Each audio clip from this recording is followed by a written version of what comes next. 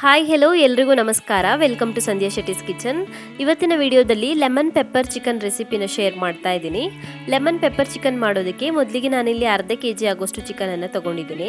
ಚಿಕನನ್ನು marinate ಮಾಡ್ಕೊಳ್ಳೋಣ. ಮೊದಲಿಗೆ ಅರ್ಧ ಚಮಚ ಆಗೋಷ್ಟು ಉಪ್ಪನ್ನು ಸೇರಿಸ್ಕೊಳ್ತಾ ಇದ್ದೀನಿ ಮ್ಯಾರಿನೇಟ್ ಮಾಡ್ಕೊಳ್ಳೋದಕ್ಕೆ.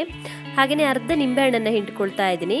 ಅರ್ಧ ನಿಂಬೆಹಣ್ಣನ್ನು ಹಿಂಡ್ಕೊಳ್ಬೋದು ಅಥವಾ ಚಮಚದಲ್ಲಾದರೆ 3 ಚಮಚ ಆಗೋಷ್ಟು ನಿಂಬೆಹಣ್ಣಿನ ರಸನ ಸೇರಿಸ್ಕೊಳ್ಳಿ. ಅರ್ಧ ಚಮಚ ಆಗೋಷ್ಟು ಶುಂಠಿ ಬೆಳ್ಳುಳ್ಳಿ ಪೇಸ್ಟ್, ಹಾಗೆಯೇ 1 ಚಮಚ ಆಗೋಷ್ಟು ಕೋರ್ಸ್ಲಿ ಗ್ರೈಂಡ್ ಮಾಡಿರುವಂಥ ಪೆಪ್ಪರ್ ಪೌಡರ್, ತರ್ತರಿಯಾಗಿ ಪುಡಿ ಮಾಡಿರಬೇಕು. ತರ್ತರಿಯಾಗಿ ಪುಡಿ ಮಾಡಿಬಿಟ್ಟು ಸೇರಿಸ್ಕೊಳ್ಳಿ, ನೈಸ್ ಪುಡಿ ಮಾಡೋದು ಬೇಡ.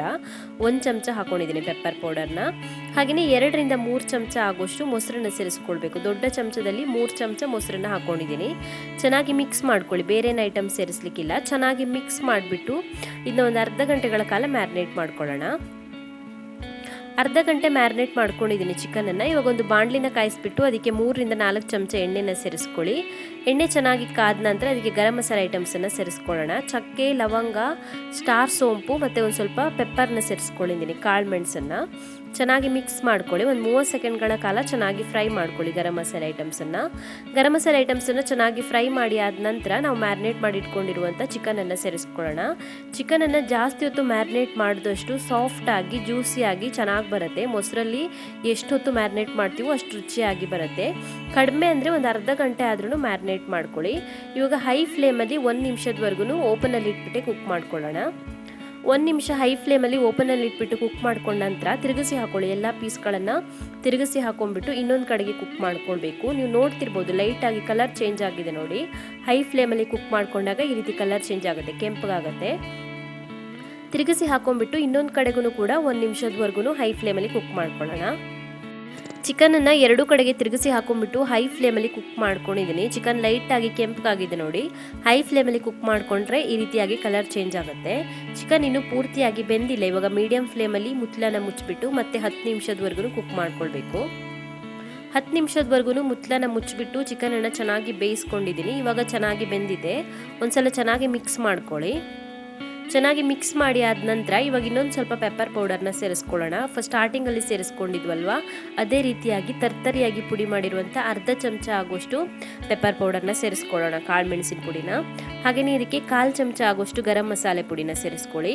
ರುಚಿಗೆ ತಕ್ಕಷ್ಟು ಉಪ್ಪನ್ನು ಸೇರಿಸ್ಕೊಳ್ಳಿ. ಉಪ್ಪು ಬೇಕಿದ್ರೆ ಸೇರಿಸ್ಕೊಳ್ಬೋದು. ನೀವು ಸ್ಟಾರ್ಟಿಂಗಲ್ಲಿ ಹಾಕಿರುವಂಥ ಉಪ್ಪೇ ಸಾಕು ಅನಿಸಿದ್ರೆ ಮತ್ತೆ ಸೇರಿಸ್ಕೊಳ್ಳೋ ಅವಶ್ಯಕತೆ ಇಲ್ಲ. ಒಂದು 2 ನಿಮಿಷ ಚೆನ್ನಾಗಿ ಫ್ರೈ ಮಾಡ್ಕೊಳ್ಳಿ.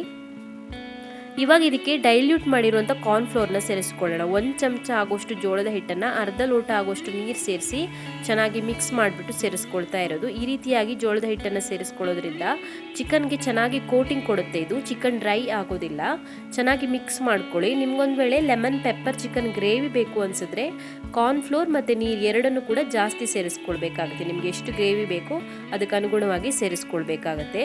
ಚೆನ್ನಾಗಿ ಮಿಕ್ಸ್ ಮಾಡಿಬಿಟ್ಟು ಮುಚ್ಚಳನ ಮುಚ್ಚಿಬಿಟ್ಟು 1 ನಿಮಿಷದವರೆಗೂ ಚೆನ್ನಾಗಿ ಕುಕ್ ಮಾಡ್ಕೊಳ್ಳಿ. ಇದನ್ನ ಕಾರ್ನ್ಫ್ಲೋರ್ ಸೇರಿಸಿ ಆದ ನಂತರ 1 ನಿಮಿಷದವರೆಗೂ ಕುಕ್ ಮಾಡ್ಕೊಂಡಿದ್ದೀನಿ. ಆಲ್ಮೋಸ್ಟ್ ರೆಡಿ ಆಗಿದೆ ಇದು.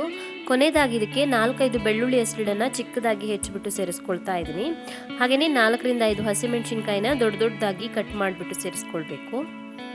ಒಂದು 3 ಪೀಸ್ ಆಗೋಷ್ಟು ನಿಂಬೆಹಣ್ಣನ್ನು ರೌಂಡಾಗಿ ಕಟ್ ಮಾಡಿಬಿಟ್ಟು ಸೇರಿಸ್ಕೊಳ್ತಾ ಇದ್ದೀನಿ. ನಿಂಬೆಹಣ್ಣಿಂದು ಬೀಜ ರಿಮೂವ್ ಮಾಡಿಬಿಟ್ಟು ಸೇರಿಸ್ಕೊಳ್ಳಿ, ಬೀಜ ಇದ್ದರೆ ಕಹಿ ಆಗುತ್ತೆ. ಹಾಗೆಯೇ ಒಂದು ಸ್ವಲ್ಪ ಕೊತ್ತಂಬರಿ ಸೊಪ್ಪನ್ನು ಚೆನ್ನಾಗಿ ಹೆಚ್ಚಿಬಿಟ್ಟು ಸೇರಿಸ್ಕೊಳ್ಬೇಕು. ಇದು ಸೇರಿಸಿ ಆದ ನಂತರ ಕುಕ್ ಮಾಡ್ಕೊಳ್ಳೋ ಅವಶ್ಯಕತೆ ಇಲ್ಲ. ಒಂದು 30 ಸೆಕೆಂಡ್ಸ್ ಚೆನ್ನಾಗಿ ಮಿಕ್ಸ್ ಮಾಡಿಕೊಂಡ್ರೆ ಸಾಕಾಗುತ್ತೆ. ಫ್ಲೇವರ್ಗಷ್ಟೇ ಸೇರಿಸ್ಕೊಳ್ತಾ ಇರೋದು. ಸ್ಟವ್ ಆಫ್ ಮಾಡ್ಕೊಳ್ಬೋದು. ಒಂದು 30 ನಿಮಿಷಗಳ ಕಾಲ ಚೆನ್ನಾಗಿ ಮಿಕ್ಸ್ ಮಾಡ್ಕೊಳ್ಳಿ. ಇದನ್ನ ಸೇರಿಸ್ಬಿಟ್ಟು ಚೆನ್ನಾಗಿ ಮಿಕ್ಸ್ ಮಾಡಿಬಿಟ್ಟು ಸ್ಟವ್ ಆಫ್ ಮಾಡ್ಕೊಳ್ಬೋದು. ರೆಡಿಯಾಗಿದೆ ಇದು ಸರ್ವ್ ಮಾಡೋದಕ್ಕೆ.